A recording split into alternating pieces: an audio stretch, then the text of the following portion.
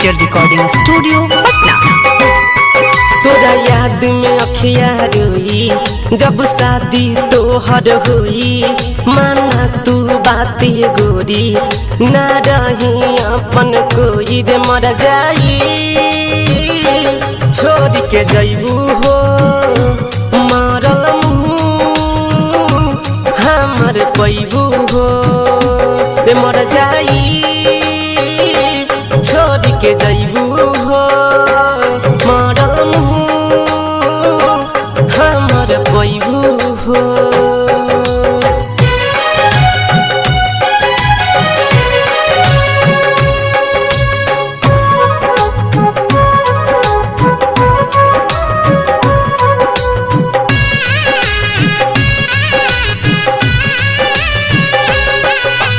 तू हाउ बचपन के प्यार हो, तू हाउ जीवन हो, आस बतुहर बन बदुल है तू हमर दुल्हन हो।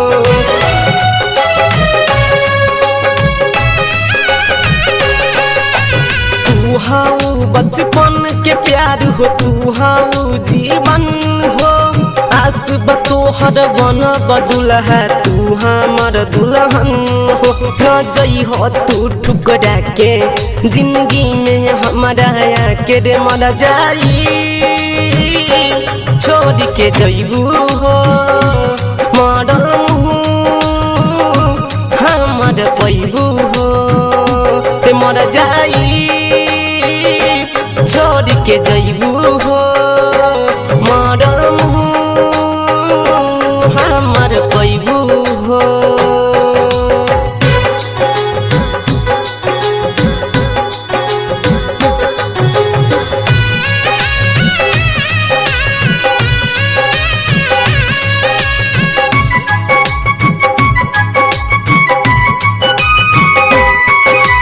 हरदम संगे रही है अपना राइटर अमित के, जान से ज्यादा चाहिल तोहके तोरी हो जन पीड़ित के।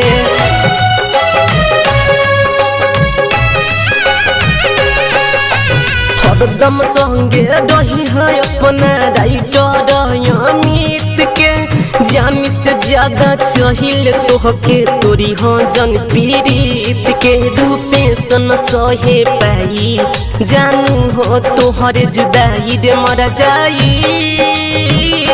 छोड़ के जैबू हो मरल मुँह हमर पैबू हो रे मर जाई।